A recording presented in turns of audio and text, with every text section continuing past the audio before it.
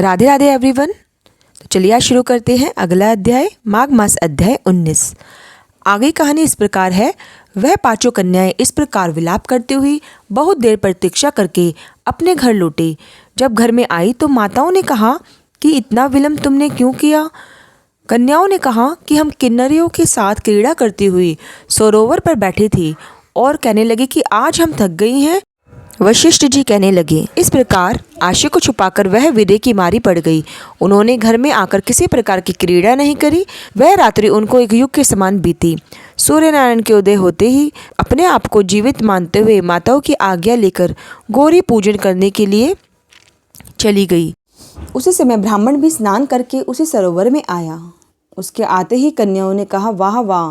उसको देखकर उनके नेत्र खुल गए और सभी ब्रह्मचारी के पास चली गई। आपस में एक दूसरे का हाथ पकड़कर चारों तरफ से उसको घेर लिया। कहने लगी, मूर्ख तू उस दिन तो भाग गया लेकिन आज नहीं भाग सकता। हम लोगों ने तुझको घेर लिया है। ऐसे वचन सुनकर बाहुपाश में बंधे हुए ब्राह्मण ने मुस्कुराते हुए कहा, तुमने जो भी कुछ कहा वो ठीक है, परंतु मैं तो विद्याभ्यास और ब्रह्मचारी हूँ। गुरुकुल में मेरा विद्याभ्यास पूरा नहीं हुआ। पंडित को चाहिए कि जिस आश्रम में रहे उसके धर्म का पालन करे। इस आश्रम में विवाह करना मैं तो धर्म नहीं समझता। अपने व्रत का पालन करके और गुरु की आज्ञा पाकर ही विवाह कर सकता हूँ, उससे पहले नहीं कर सकता। यह बात सुनकर वह कन्याएं इस प्रकार बोली जैसे कि बैशाख मास में कोयल बोलती है। वह कहने लगी कि धर्म से अर्थ तथा अर्थ से काम, काम से धर्म के फल का प्रकाश होता है। ऐसा ही पंडित लोग और शास्त्र कहते हैं। हम काम सहित धर्म की अधिकता से आपके पास आई हैं, सो आप पृथ्वी के सब भागों को भोगिए। उस ब्राह्मण ने कहा कि तुम्हारा वचन सत्य है, किंतु मैं अपने व्रत को समाप्त करके ही विवाह कर सकता हूँ, पहले नहीं कर सकता। तब वे कन्याएं कहने लगी कि तुम मूर्ख हो। अनोखी औषधि, ब्रह्मा बुद्धि, रसायन सिद्धि, अच्छे कुल की सुंदर नारियां तथा मंत्र जिस समय प्राप्त हो जाए उसी समय ग्रहण कर लेना चाहिए। कार्य को टालना अच्छा नहीं है।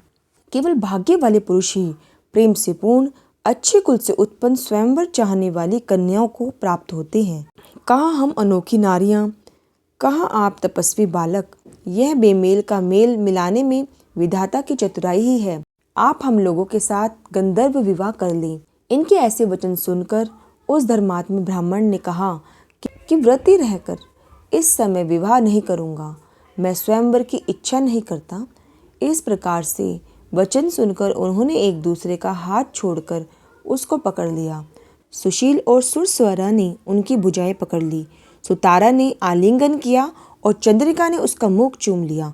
परंतु फिर उसे क्रोध आया और उसने श्राप दिया कि तुम डायन की तरह मुझ पर चिपटी हो, इस कारण तुम पिशाचनी हो जाओ।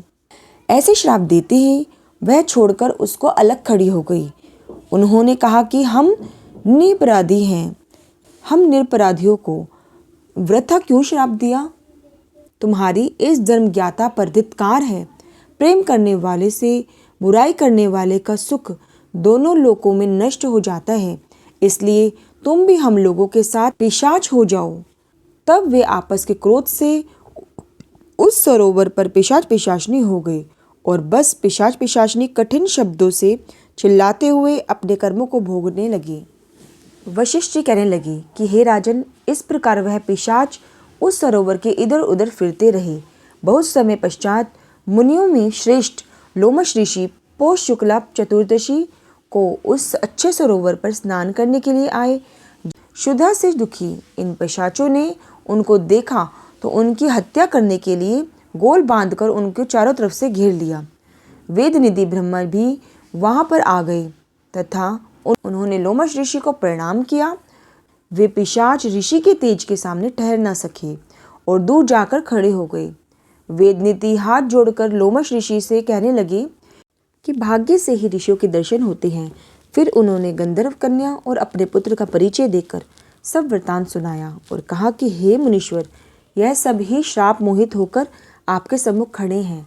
जैसे सूर्योदय से अंधेरे का नाश होता है। वेदनिधि ब्राह्मण के ऐसे वचन सुनकर लोमाश ऋषि के नेत्रों में जल भर आया। अध्याय 19वां यही समाप्त होता है। कल फिर मिलेंगे अगले अध्याय के साथ। तो सभी को राधे राधे।